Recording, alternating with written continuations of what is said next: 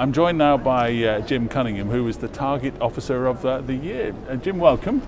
Wow, welcome. Thank you. Fantastic honour, isn't it? Yes, very much. I was very surprised, and it was a great honour. Must have been amazing on Saturday for the gala dinner and everybody there and salute you. It must have been fantastic for you. Yeah, it was really nice. They had a video presentation, and they tell you the last minute who actually won. I was really shocked. Well, show us the award that you won. Okay.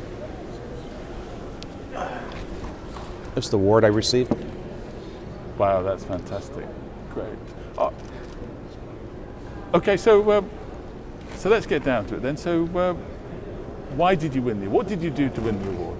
I was one of the first responders to the Asiana Flight 214 crash back in July 6, 2013 at the San Francisco International Airport.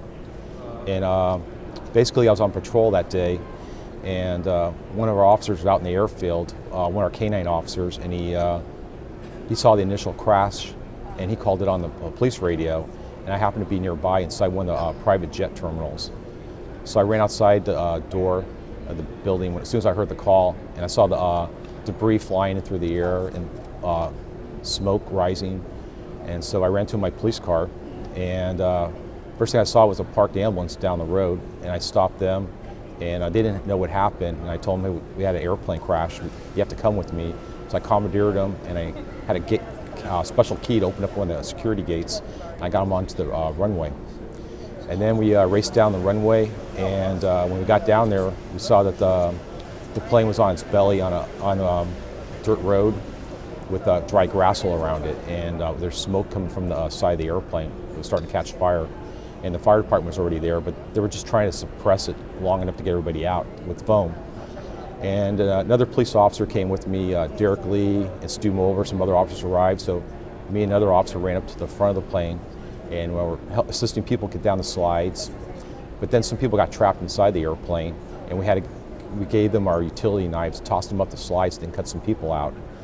And then pretty much we asked everybody's off the plane, and we were trying to get everybody away because the fuel was pouring out of the wings. There's still fuel in the airplane. So we cleared everybody away from the danger area because people are still, even though they got out of the airplane, they're still hanging around in the front of the plane. They didn't realize it's very dangerous. And so as soon as I got the last person away from the airplane, I turned around and saw the back of the tail section was gone in the airplane. It was just, it was down the runway farther because the plane had hit the seawall.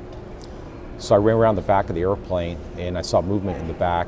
And so I got myself inside the airplane. I was pulling luggage out, debris, to get to the passengers inside. And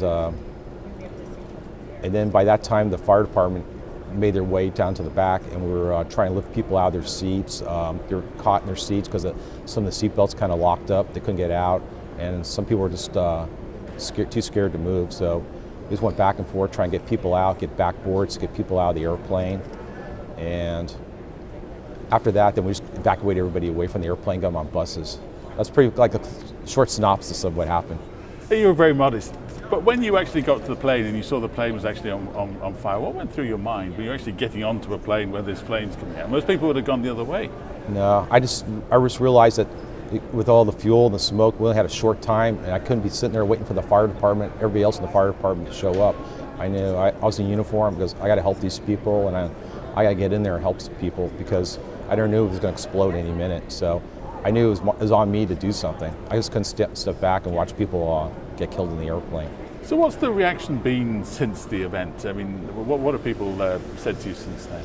A lot of people said what a great job I did and pat me on the back. And some people say I was crazy to go inside the airplane without any equipment. All I had was my short sleeve shirt on and my gun belt. I didn't have any breathing device. They said I took a big chance because when I was inside the airplane, there was black smoke from the petroleum products, and there was fire, and plus there's all kinds of debris. I could have got myself sliced up with broken metal.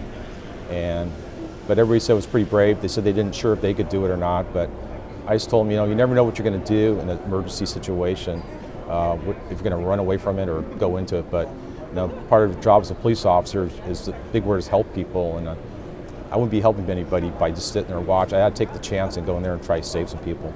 Well, thank you ever so much indeed for joining us, and congratulations once again. Thank you, sir.